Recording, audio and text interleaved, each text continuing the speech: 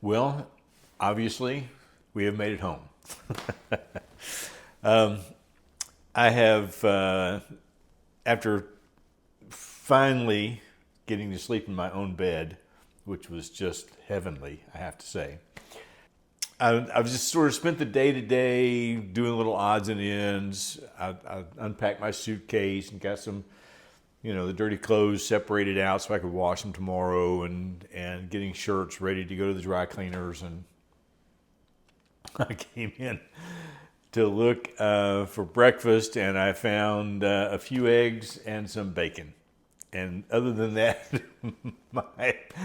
my refrigerator was completely empty. And then I noticed how dirty the shelves were, and I was like, well, while it's empty, I might as well clean it. So um, after that, I thought, well, one of the things I needed to do today was probably go out and get some groceries. So I went to pick up some groceries and run a few errands.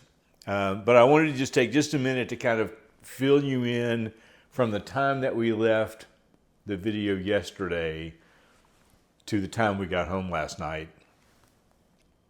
It's not a quick story, but I will try to make it as quick as possible. We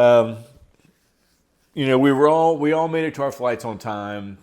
Sarah and Chase had left at they left the hotel at 3 in the morning. Their flight was at 6, so I got up at 2:30 and I said goodbye to them, and gave them hugs and wished them well. And then I didn't go back to bed. And so the rest of us, our flight was at 8:20, and I think Brittany's flight was at 8:30. So that's why we were all sitting at the airport together yesterday. We all got to our gates. We were all fine. So this is the folly of thinking that everything is going to go okay. Elise and Zach, Malia and Liam, they were traveling with me.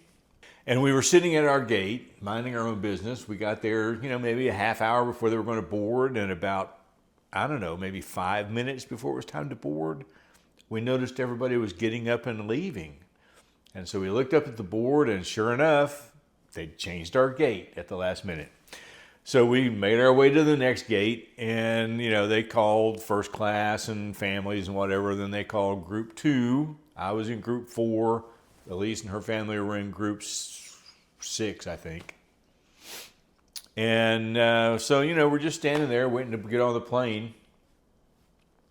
We had checked our luggage, by the way. I left out a very important part. We thought, if it doesn't make it home, it's no big deal. It will eventually arrive. We'll be okay. So we'd all checked our bags. So anyway, they called group 3 and everybody else, which they never do. And then, so we went down, in Edinburgh, British Airways in Edinburgh to London, you don't really go down a walkway to get on the plane. You go down to the tarmac and then up some steps to get on the plane. That's what I was expecting to have happen. And instead, we get down to the bottom, we get on the tarmac, and there's a bus waiting for us. And so we all get on the bus, and we're all standing like this on the bus. And we have to wait until every last passenger has been notified and the gates have closed before we can leave. So we're just standing like this for about 10 minutes. And they drive us out into the middle of nowhere, which is where that last clip from yesterday's video came in. We got off the bus and they were loading up 2 stairs into the plane to get everybody on. I was on the very last row. I was on the row that didn't even have a window. And so anyway, we're still, we're pretty much on time. We might be maybe, 5 or 10 minutes late by this point. We weren't too worried about it. We had a 2-hour layover in London. And the pilot comes on and he says, ladies and gentlemen, we want to apologize for the delay. They didn't keep our plane hooked up to the electricity last night, and so we had to restart everything this morning, and there were some gremlins in the system that we had to get worked out. We think we've got it all solved, but now they're telling us from the tower that we're scheduled to go through an airspace that is now considered restricted, and it might be 3 hours before we leave. So, our hearts are racing. I'm getting ready to start texting everybody, say, hey, we're not going to make it, blah, blah, blah. And I'm like, wait a minute. He said he's going to work on something. So he comes back on, a few minutes later, and he's like, we got it worked out. We're going to fly at a different altitude, stay out of that restricted airspace. We're going to get you to London. You won't be too late. And so we get to London. We go through the stuff. We go through, getting our passports checked. We don't have any luggage. And I wind up being the last person to go through the gate before it was closed. But we made the flight. We actually got to Charlotte about 15 minutes early. And that's when everything fell apart. There's something about the Charlotte airport.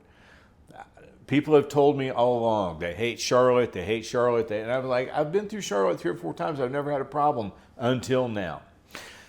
So we have to go through a passport check, then we have to go get our luggage and move it over to a new conveyor belt to get it boarded on the next plane, and then go through, I went through customs, then go through the passport check, go through security.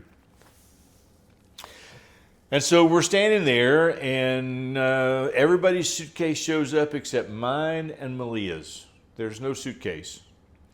And we're waiting, and we're watching the time, and then suddenly the conveyor belt just stops. And we don't understand why it stopped. Everybody's come along, picked up their bags. There's about 20 or 30 of us that are still standing there waiting on something. The conveyor belt starts back up again, then it stops. A couple of minutes later, it starts back up again, then it stops. And then they come over the announcement and say, we've called for a technician. So obviously they got a problem with the conveyor belt. And then, the conveyor belt comes up from the basement. It comes up, drops your luggage off. This guy walks up the conveyor belt from the basement, sticks his head out, throws a suitcase over the side, goes back down, gets another one, comes back up, throws another suitcase over the side. And I'm looking at these people around here, and I'm like, you got a conveyor belt over here that's empty. Can we not just move over there? No, we're going to get this one working. Well, they didn't. And so eventually they moved us to the other conveyor belt. And my bag showed up, and Malia's didn't. Now, this is taken now at least an hour just to get these bags. And over, the lady is saying over the intercom, be sure and get your bag because it will not be forwarded to you if you leave it here. And so I go and I talk to the lady, and I'm like, look, we're just about to miss our flight. I'm not sure we can make it. Is there any way that we can have this bag forwarded to us? We don't care that it's late. No, sir. If you don't pick it up here, it doesn't leave the airport. Okay. So I tell Elise and them, you go get on the plane. I'll stay here. If I'm late, it's no big deal. I'll get the suitcase. I'll bring it with me. We'll be okay. So they left. And then a manager comes out about 15 minutes later. A manager comes out, and I see him talking to some people. So I walk over there, and I walk up just as he's saying, if you will just contact American Airlines after you get home, we will make sure your bag gets delivered to you. And I'm like, whoa, hold on. Do you mean to tell me I could have done this an hour ago and made my flight? Because I've missed my flight. And he looked kind of quizzical, and I said, they've been telling us we can't leave baggage here. We have to stay.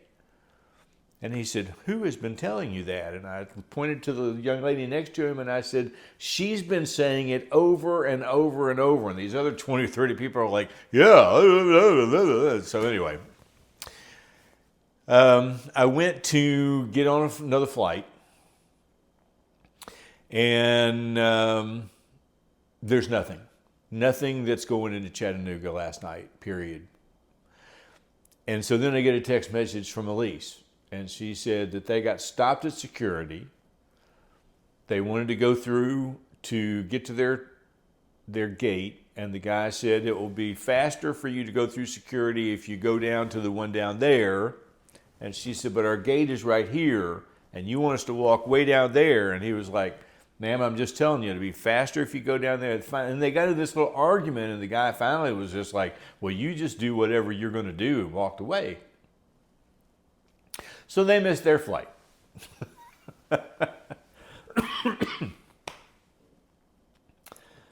So anyway, we got a flight to Knoxville. And by the time we got to Knoxville, I had rented a car. We drove a car from Knoxville to Cleveland, dropped them off. I drove Malia over here. She picked up Elise's car and drove it home, and I got home about midnight last night instead of 8:30. So that's a very long story that has nothing to do with any kind of B-roll stuff. I had made a video earlier today.